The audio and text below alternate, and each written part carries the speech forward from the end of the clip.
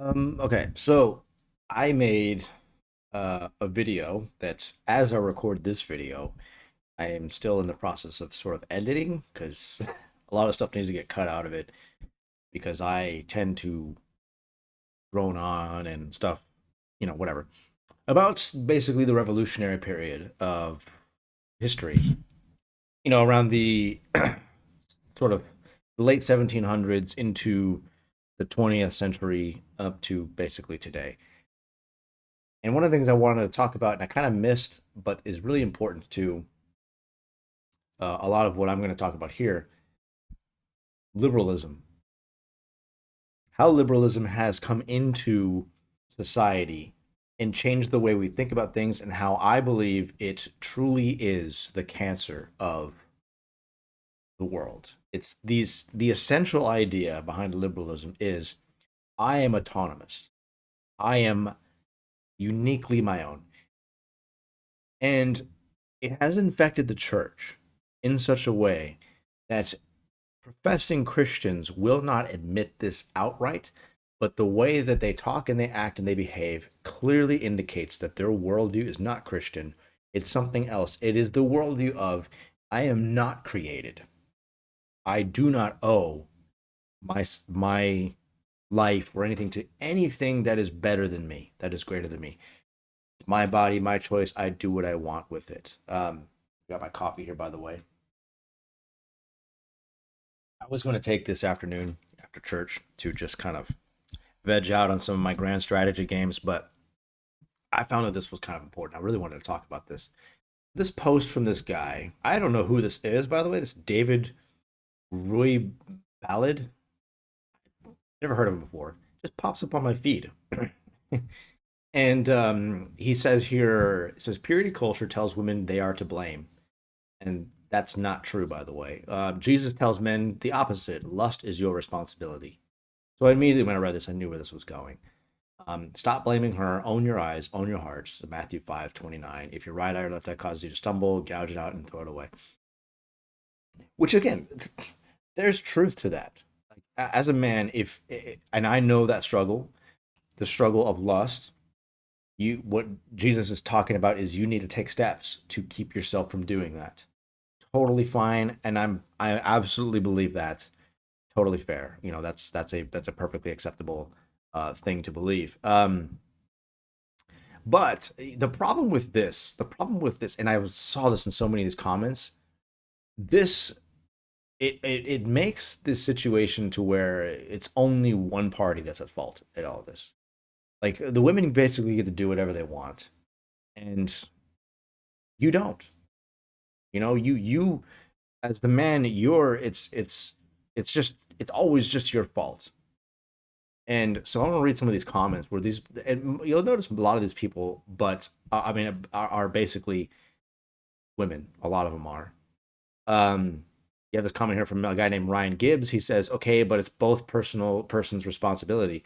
If we don't drop some wisdom on purity culture and just stick with my lust is my responsibility," the women say, "Yeah, okay, that means I can go out and skank around, club time." And this guy, he says, "No, it doesn't. The fear of an other extreme keeps many of us in this extreme. I have heard that argument over and over. So there's so many times that women have no intention of leading anyone on, but she gets the blame. That is way more the norm. Look at the recent sermons from people like Jonathan Pocluda, never heard of him, Josh Howerton, that reveal that this is the mentality that is the norm." So when he says here, like, there are so many times that women have no intention of leading anyone on, so what? Why does that matter? Why are we acting like intention is what matters here? There's a lot of good intentions in a lot of things that people have done. Um, I'm sure Hitler had. I know we're immediately jumping to the Hitler thing. Hitler had really good intentions when he removed Jews from Nazi Germany. That doesn't exactly mean that what he did was a good thing. I'm sure there are good intentions for raising the minimum wage, but that doesn't actually mean that it's actually gonna help people.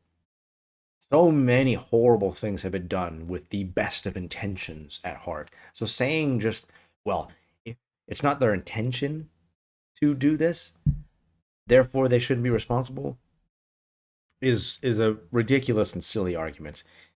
Everybody who's committed, like, nobody likes to think that they're a bad person. Okay, everybody tries to justify and rationalize their actions. It's part of our human nature. Nobody wants to think of themselves as bad people.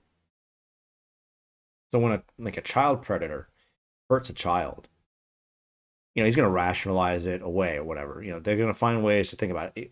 I didn't mean to do that. Well, just because you didn't mean to hurt a child doesn't mean you didn't. So, looking at the good intentions, that doesn't really mean anything. So, skipping down here, I mean, look at this right here. This Christine Gargan says, it shouldn't matter if a woman chooses to walk around naked. It's none of any man's business. Men's actions and behaviors are the responsibility of no one else. I saw that comment. I was just like, I'm speechless. I don't even know what to say. Like, this is, guys, that's feminism right there. That's what feminism brings you. It just brings you this, I can just walk around naked. And I don't have to have any responsibility for what follows.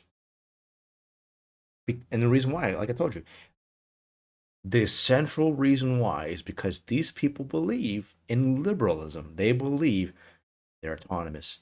I am not accountable to anybody or anything. They really believe that in their hearts. And they're going to say things like, you're responsible for what you think and what you do, but they're not responsible for what they think and what they do. It's mind-blowing to see how this stuff ends up going the way it goes. I want to look at some comments here. My comment there's, so you have here this Mick Hansen. He says, Scripture and Timothy and Peter speak to modesty and humility. Men and women need to be responsible for their own lust and dressing and behaving in a way that encourages it. Many people show themselves off in a vanity mindset when they should be covering up. So apparently guys like this David Ruibaldi guy, Baldi, whatever, get around this by saying that is not how the word modesty is used. As a matter of fact, modesty in the Bible never refers to wearing revealing attire. 1 Timothy 2 is focused on how women of the Artemis temple in town would dress up to impress people as an evangelistic tool. So I saw another lady in here basically saying that, like, modesty is more about dressing in expensive clothing, I guess. It seemed like that's what she was saying. And so I'm just like sitting there reading that and just like, okay, so then what you're saying is women shouldn't go to church or anywhere dressed in very expensive attire because that's being immodest. Is that what you're saying? Like, it's like these people just like, they respond to arguments with something that is just, it's only designed to respond to that particular argument. It's not actually designed to like give a positive reason for something, so, like, again, when you just argue that, well, modesty, in order to argue, like, that, it's like they're constantly going, in order for me to make an argument against Mr. Mick Hansen here in his argument on modesty, I need to adjust or address the definition of modesty and make it not what he is saying it is. Okay, fine, you can do that, but then you're still presented with other problems that come with that. Oh, modesty is just about dressing in super expensive attire to try and impress people. So then we should not dress in super expensive attire, then, is what you're basically saying. Uh, but this one right here, this Pamela Monahan, says the only time the word modesty appears in the New Testament, it's referring to avoiding fancy hairstyles and jewelry. So again, like what I was saying, just to avoid these fancy hairstyles and jewelry. So like expensive clothing, I'm assuming. So the question is, Mrs. Monahan, so it would be a sin for you to dress, to have fancy hairstyles and jewelry, because that's being immodest. Status symbols that bragged about their wealth. See, like I said, a modern example would be like, don't wear designer clothes, shoes, or handbags to church. So, so women should not wear designer clothes, shoes or handbags to church. Ladies, if you're doing that, you're being immodest. You're in sin. You just don't put any thought to this stuff. It's This argument is just designed to get around the clear statements of Scripture. Don't be immodest. Don't dress risque, scanty, any of that stuff. You shouldn't be doing that. That's just, they don't want responsibility for this. It has absolutely nothing to do with skin or sexuality. It is saying don't distract from the beauty of God in the woman. And perhaps immodest clothing can do that, but what is immodest is entirely cultural. So this is where she starts going into, and this is what I did. I responded to her about. So she says, for example, in Western culture in the 20th century, showing a woman's belly with a belly button was so scandalous that for I Dream of Jeanne, they edited her navel out. But showing some cleavage was not a big deal. Whereas in South Asia, most traditional women's clothing would bare the belly, their lehenga, whatever. But even an inch of cleavage is scandalous. And of course, many indigenous tribes around the world, both men and women were topless. There is no universal Christian standard for the proper amount of skin. And again, the only time the word modesty is used in the New Testament is regarding not showing off wealth. Truthfully, I remember reading an article about how the Taliban was considering making women only show one eye because of tempting eye makeup. Men can sexualize anything a woman wears, lost 100% in the tempted person's mind, and 0% the responsibility of the victim and less. I mean, look at this statement. Look at the boldness of the statement. Just no responsibility for what you do, your actions around of the people around you. Again, it's all just about, well, I didn't mean to do that. Like, how many times have you been in a situation where you didn't mean to hurt somebody, but you actually ended up hurting them, and they kind of had to confront you on that, and then you were, oh man, I didn't mean to. Like, well, but you did. You did. And you had to apologize because, oh man, I'm sorry. I didn't that wasn't my intention. And you had to, like, you have to take responsibility because you didn't intend to do that, but you caused somebody harm, and you might have even caused them to sin. Um, but that's an incredibly bold statement right there. I mean, it's just incredible. What she's saying here is, I can do whatever I want, I can dress however I want, and have no accountability whatsoever for what I do. It's all your fault, basically. Now, the big thing that I responded to with this, so I mean, just give me my quick response right here. Basically, what she's doing this a very similar thing, which is what the I hate to use the example because this is the what I told her. I never got a response from her, but this is as far as I can tell. But this kind of tactic that she's using, this is what you do. What she's doing is obscuring things. Well, this culture actually, their standards are this, and this culture, their standards are that, and then so no one can actually agree on what immodest actually is, and so therefore it's meaningless. Is basically what she's saying, right? That's basically what she's saying. It's just meaningless. It doesn't mean anything. Just watch your eyes, guys, and just take immodesty and just throw it out the window anyway, like, because it doesn't really mean anything. That's basically what she's saying. It's all subjective. It's all just based on culture. And so it has no inherent meaning at all. This is what you do what the serpent does in the garden with Eve. This is really what he does. He always tries to, the way he gets in is he tries to obscure what's good and what's bad. Did God really say, no, actually this? And then he goes from that to go, well, actually God said this, or that you won't actually die. You will become like God. And that's actually what was actually meant. What does it mean to actually be, like, it just asks all these questions to make you doubt what is good and what is true and what is beautiful. And if you can just get that little bit in and just obfuscate and confuse you just enough to where you might just be open to possibly this idea. I mean, I've seen it so many times that cults do this. They will just try to find their way around obvious problems by basically citing a bunch of scholars and whatever who are just like, well, it could be this, it could be that, it could be, and they use that to just go, See, your view is just as acceptable as mine. So who's right and who's wrong? We don't really know in the end. Just believe what you want to believe. Just do what you want to do. It's exactly what the serpent did in the garden. So my response to her, which was down here, I mean, see, these guys, I appreciate their responses. I just don't think, they're going to what the main issue is. I said to her, this seems like a red herring argument to me, trying to obscure immodesty based on a subjective view of it. Sorry, it comes across to me as the same tactic the serpent uses in the garden to confuse Eve. The devil loves to obscure the clear and obvious with, did God really say, or in our context, what really is immodesty, in a cynical way. I am not accusing you of being evil as the devil for this, and I'm not.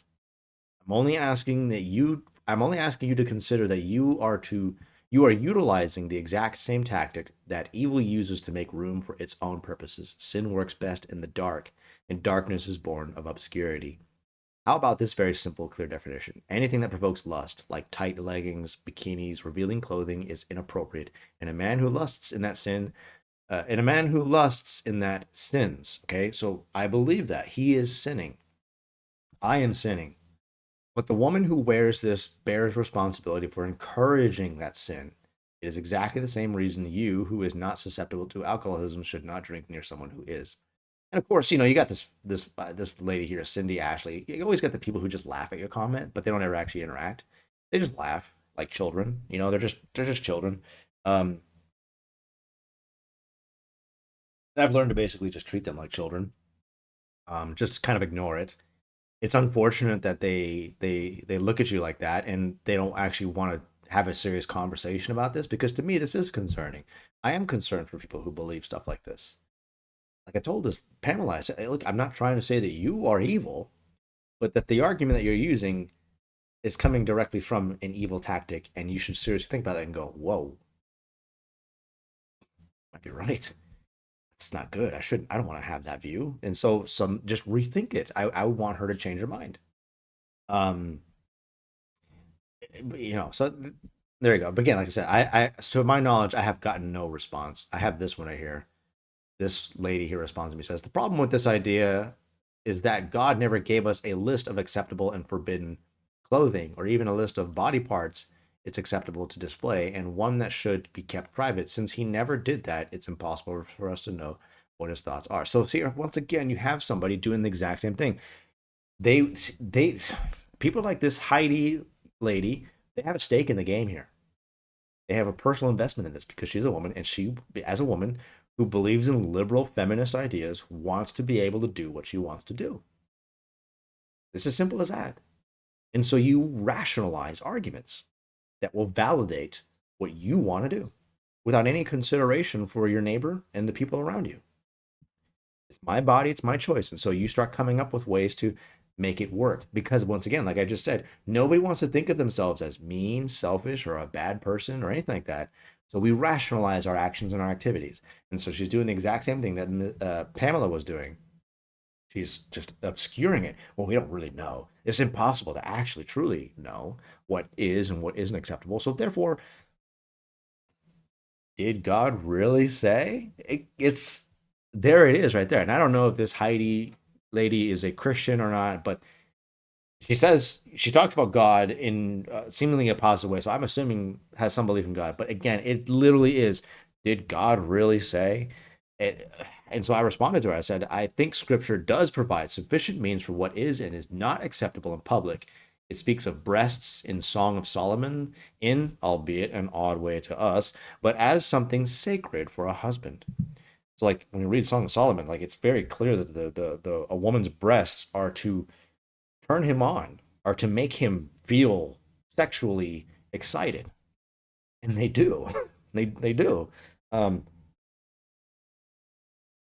and that, by the way, I think goes both ways. I think women typically are sexually stimulated by especially a man who's got very muscular and tight uh, chest pecs. You know, I genuinely find that attractive, and that can be a stumbling block for women. So therefore, men should also see. Ladies, I'm holding men accountable to the exact same thing.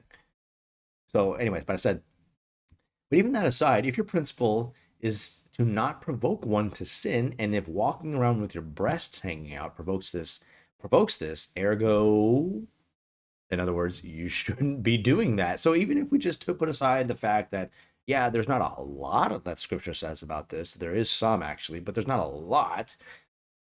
Put that aside. Consider what does provoke somebody to lust. If a person is provoked, if a man is provoked to lust by women's breasts, um, okay, maybe you shouldn't be exposing those to provoke him to lust. It's like a super simple rule, guys. It's not that complicated. It's pretty simple. Just don't be somebody who provokes somebody into sin. Boom, problem solved. Everybody gets along. We don't do this men versus women thing. We come together in harmony as one human race, and we accept our rules. We understand our rules, and solve a lot of problems that way. But no, we don't want to do that. We don't. We want to be what we want to be because we have a liberal worldview. A liberal worldview fractures society, guys. It just does. It does nothing but fracture and destroy things. It's destroyed everything, and it continues to destroy. It is a cancer that just. What does cancer do, guys? Cancer breaks down cells. When cells that otherwise, when they're healthy, work in tandem together, doing what they're supposed to be doing. But cancer comes in and just breaks it all apart and destroys it. That's what liberalism is. That's why liberalism is cancer. It is a cancer to society. All right, had to get that little rant out of the way. There's more stuff. Let's see here. Heidi stopped responding to me, so okay, I'll take that as a win, I guess. There was more stuff that I responded to. I wonder if I can just go to some of the what is this taking me to? Nope, not that one. That's a different subject. What worth talking about again deals with women again. Um, but see, I hate the Facebook.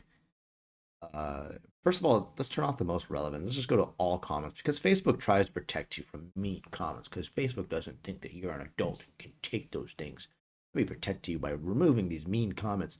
I hate that stuff. It's just so irritating. Um, this lady, I honestly TLDR.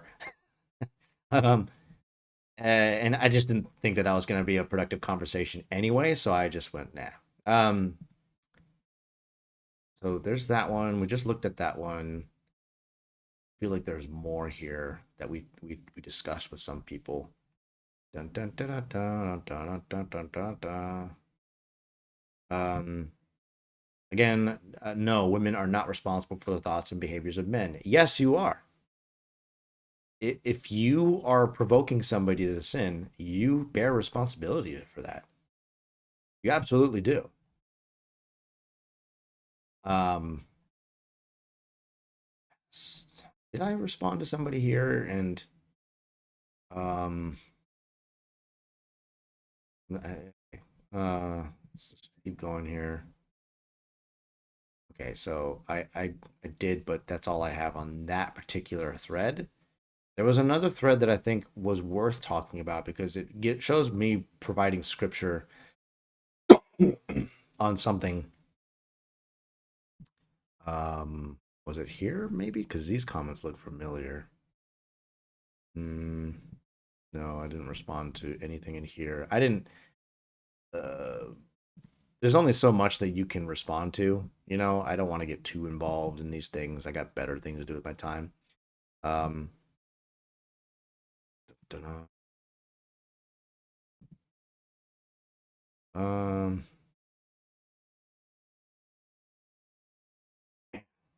there was more. There was definitely more that I commented on. Um, what's this? John Wood. This is by a young lady named Autumn. What do you think women in the Bible wore back then? Crop tops, miniskirts, bra tops, thong underwear, maybe? Modesty in the Bible refers to showing off expensive clothing and jewelry. So here we go again. Not wearing skimpy clothing that would be considered immodest by today's standards. Just as a matter of interest, Joshua Harris's brothers conducted a modesty survey in 2007. Most of the guys surveyed were 15 to 20 years old. Almost half of them were homeschooled. The results were so controversial they had to be taken off the Revolution's website. Although some of the comments remain, what do men consider immodest or a stumbling block? Well, anything and everything, apparently. A brightly painted nails, wearing leggings under a dress or skirt, wearing jeans, even if they weren't tight, going outside with wet hair, wearing open toe sandals, wearing a tight shirt under a jacket or a button down shirt, seeing a girl stretched, lying down, putting on lip gloss, playing with jewelry. The list just went on and on. I felt so bad for the girls in the comments who were so excited for the results. I can't imagine how I would feel as one of those girls wanting so badly to do the right thing, only to discover that everything in my closet was wrong, and the only surefire way. So look here, look. I'm willing to concede that there are certain things like the coloring on a woman's nails, like a woman coloring her nails. How you would find that to be a turn on. I think that that's like as I just don't know why a guy like that's just purely a ladies thing. That's just something ladies just do. For me as a guy, I think it's a total freaking waste of time to color your nails. I've seen some girls at church, they do like these little designs, and I look at them and I'm like, oh yeah, that's pretty cool. In the end though, they're like flowers to me. It's just like why? Why? I don't understand it. And I honestly think most guys would agree that women when they color their nails, they do take all the time to do their nails. Sometimes they spend like hundreds of dollars to do their nails. Most guys look at that and just go, "What? That is the stupidest thing in the world. Why would you do that? That makes no sense at all." So there are certain things like that that if a guy actually finds that to be a stumbling block is silly. There's something I would say weird about that guy. But look, here's again, this is what you do. You don't actually have an argument from scripture. You just basically say, well, does it really say? Does the Bible really say? Did God really say? Echoing the serpent, which I don't think you want to be on the side of. You don't want to be echoing his very own particular like tactic. Okay, you don't really want to be doing that. So that's just what we're having here. So, anyways, but moving on to some other comments. Um, so here again, it tells women not to flaunt their wealth with how they dress in church, which means that was a specific thing that was happening. The concept of a woman showing some leg or shoulder tempting a man to sin isn't in scripture. We made that up ourselves. The concept of a man lusting and sinning, however, is. So, guys, it's very simple. And this is why I'm trying to find this comment that I made to somebody, but I'm gonna have to just go ahead and find the verse because I had some people trying to argue. Oh, here it is. Um, bum, bum, bum, bum, bum, bum. Um, Modesty referred to in the Bible here. So this is a guy named Roger Leach. I don't know. The kind of the modesty referred to in the Bible was about showing off your wealth.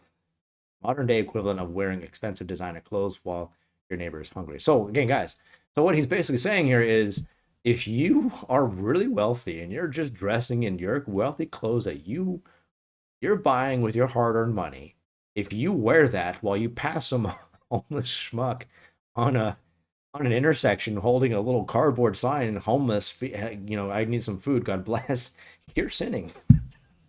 Isn't that what he's saying? Isn't that what he's basically saying?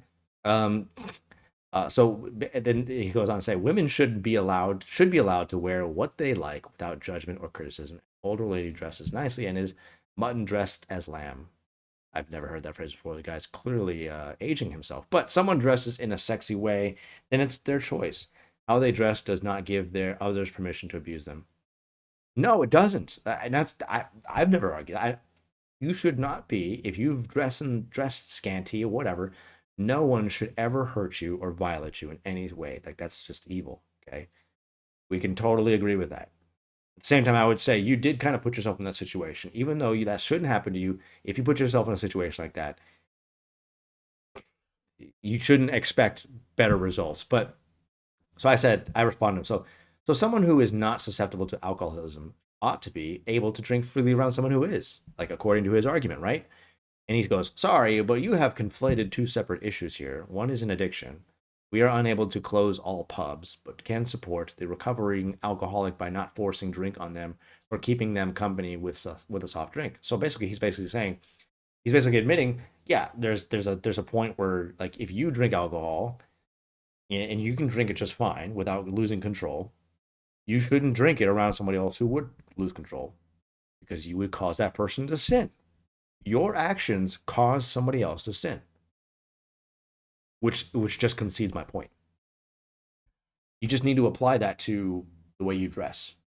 Um, so he says, I don't think all women should dress like nuns because of a few men cannot control themselves. The Victorians went to the extreme of covering table legs to avoid temptation.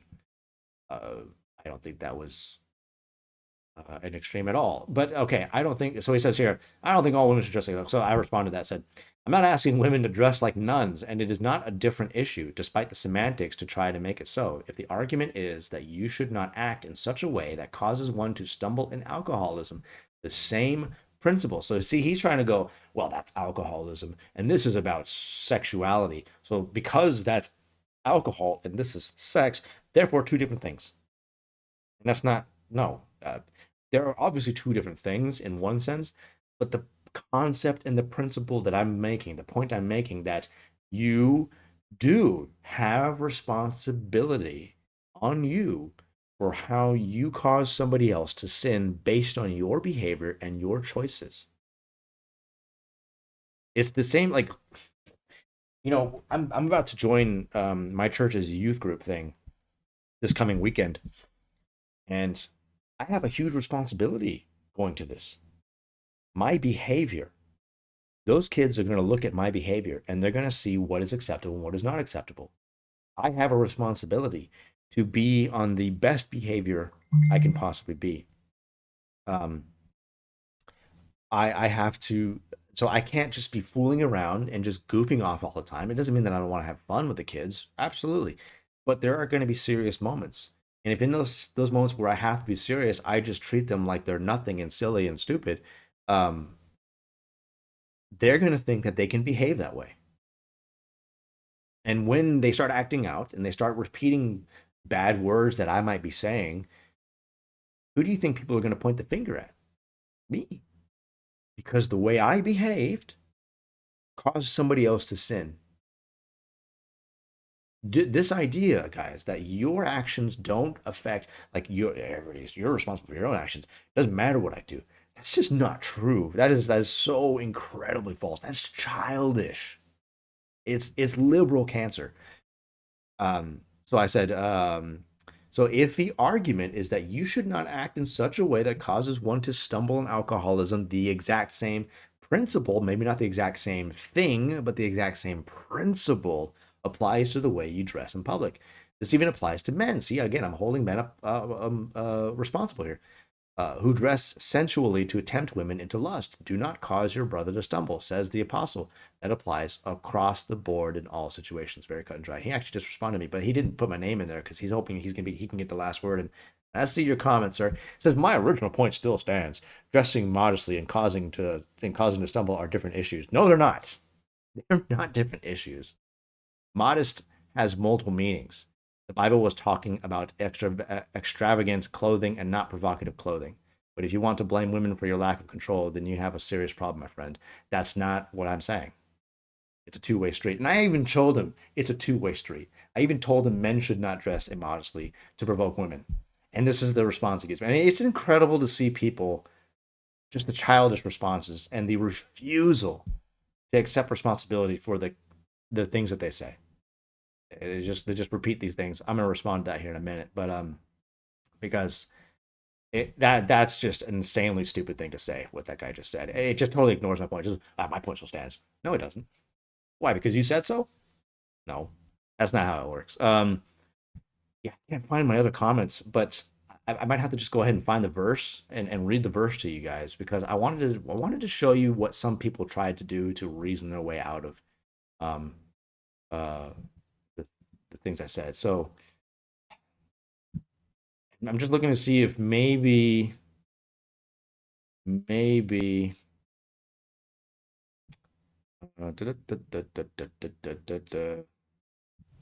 All right, so I clicked on one of my This lady who laugh reacted to my comment says there's just what they do. Oh, you're so stupid. And I think the idea is to just get under your skin. It doesn't really get under my. It's sad. I pity these people again because they're acting like children.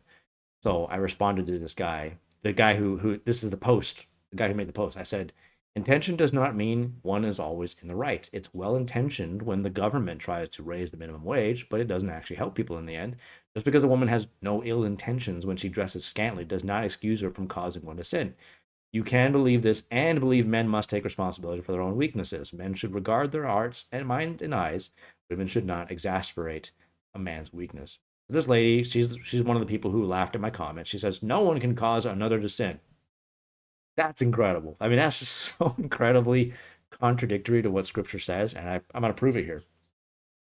It says, her clothing cannot cause sin. Never said that. Your decisions to act on that behavior, lust, is a choice, is entirely on you. She is, in a sense, it is, but there's another sense in which she bears responsibility for provoking someone to sin. She is entirely excused because, I mean, I can't believe people say this. She's excused. No, and she says here, she is entirely excused because it's not her job to control your thoughts. No, no, no, no, no. Miss Suzanne, whatever. She's entirely excused because you have a liberal worldview in which you are completely, utterly autonomous. You have no creator.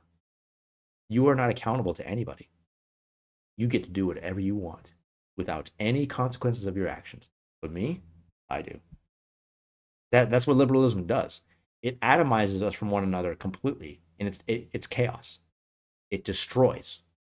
It pits things against one another.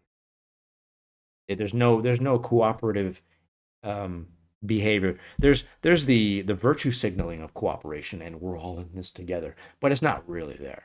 It isn't really there because it's selfish. This is just selfish. It's just I'm going to do what I want. I don't care how many people it hurts. It's your responsibility if you take it the wrong way. That's what it is. Intention is everything. No, it's not. Stop thinking of women as objects. Oh, that's really easy to do. Stop thinking of women as objects. That just stop doing it. Oh, okay. It's like telling somebody, just stop. You know, just stop doing bad things. Just stop being dumb. Just stop doing this. It's it's a little more complicated than that. Sometimes these things are just wired into people's brains. You can't. Thoughts are powerful things. You can't stop thoughts. You can control them to a degree. You can have discipline about them, but you can't stop them. Sometimes thoughts just in your head, just out of nowhere. Stop thinking of women as objects put here for your consumption, and you won't have a problem. I said to her comment that no one can cause another to sin. I said, I think Paul would disagree with you. Quote, for if your brother is grieved by what you eat, you are no longer walking in love. By what you eat, do not destroy the one from whom Christ died. That's Romans chapter 14, verse 15 in the ESV.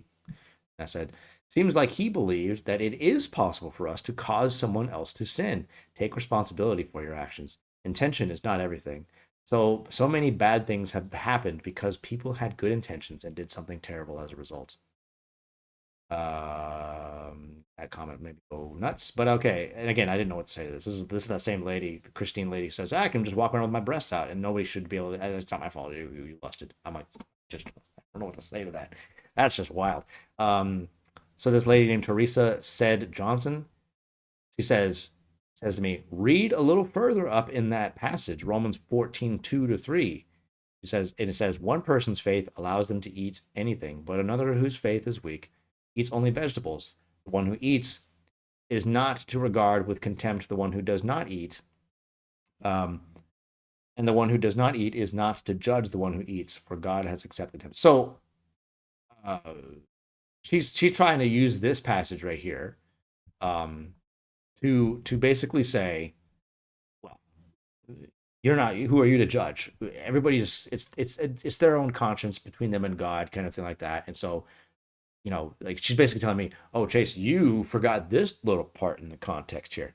And I'm like, no, I didn't. I know what that passage is. I know what he's talking about there.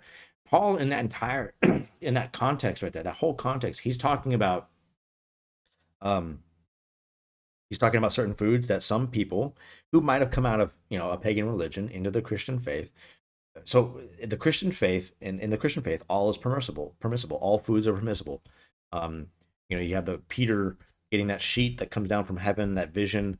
Um, People often attribute that just to food, but that's not exactly what they meant. But it is an illustration that it does show in an ancillary way that all foods are acceptable now. But anyways, it was actually a vision about the acceptance of the Gentiles, that the gospel of the kingdom doesn't just go to Israel anymore; it goes to the Gentiles. But anyways, okay. But so, but there were pagans who, during their pagan days, would participate in certain festivals that involved meat sacrifices to their gods. And after they came out of that, they found that they didn't want to be susceptible to that sin of offering a false sacrifice to it. Like it's almost like they're traumatized by that meat. It just reminds them of something terrible, and so they just like I don't want to touch that. And then they're just not. They don't even not only want to touch that, but just this it in their presence and seeing people eat that can be disturbing to them and could cause some stumbling for them. Not probably not in the sense of like, probably not like that, but in the sense of like it just hurts them. It just disturbs them because of the kind of memories it brings up for them. And Paul is telling people to regard that. And he says there in the passage that she cites that, look, in the end, in the ultimate sense, these are clean, that they are acceptable, that God does not despise these. But if a person who may be, like I just told you, a former pagan, does not like these kinds of foods because of the reasons I just mentioned to you, they refuse. And that's perfectly acceptable, even though objectively it's not wrong. Like for you who takes this, it's not wrong for you to take it, but for them, it is. And then that's when he later says, so what you should do, how do you respond to that? Well, you want to be considerate of that weaker brother and go, I don't mind having some nice steak. It doesn't bother me, but it bothers him for reasons of his past. And I don't want to get in the way of that. I don't want to be a jerk and just go, well, screw you and your past. Go kick rocks. I don't want to, you don't want to be that way, because doing that shows a particular attitude to that person that the Christians don't care about anything. They talk all this game about loving, but they clearly don't. That kind of hypocrisy, and that's basically what he's talking about. So I said I've read the entire context and studied it numerous times. What Paul is saying is that some things are cause for stumbling blocks, such as certain foods that those formerly pagans would regard as unclean. Paul does deliberately say that all is not unclean and person permissible to eat.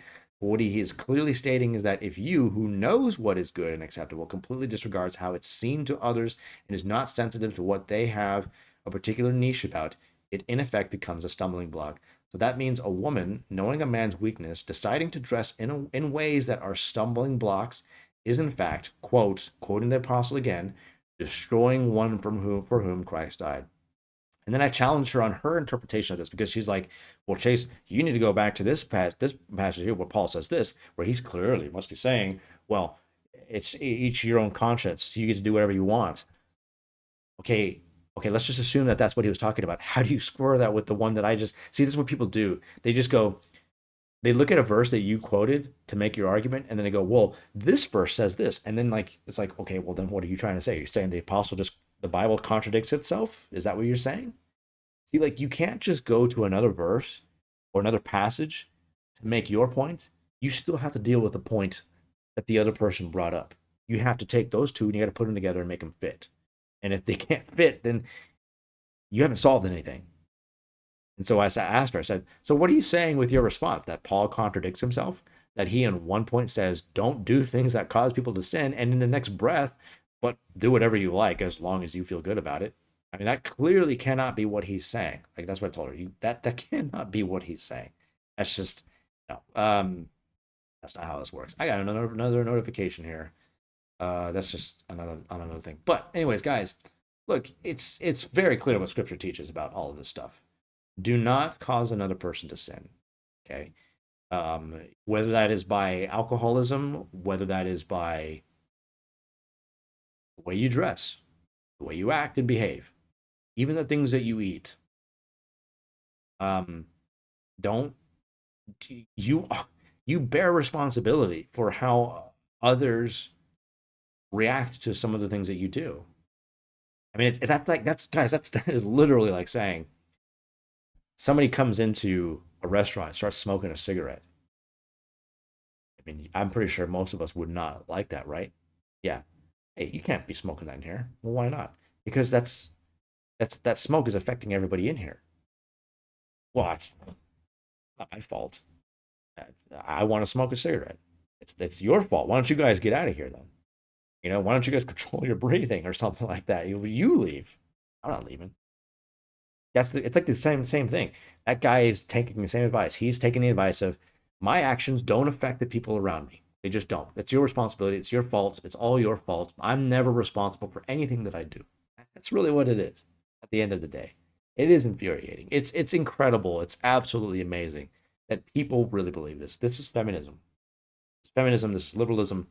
It's just wild and evil. So, anyways, some comments on that. I can't believe I went 45 minutes with that. Wow. Okay, I gotta go. Do not be a stumbling block to your brothers and your sisters, guys. Dress appropriately, dress modestly. That for men and women, both. Um, and so you're saying we can't have any fun. Just what it is, right? I'm not allowed to have fun. I'm not allowed to dress like wear this thing. I'm not allowed to wear that. And that's just me. It's childish, man. It's truly childish. Oh no, it's childish that you can't control your urges. I'm not saying that guys should not control their urges. I'm not saying that at all.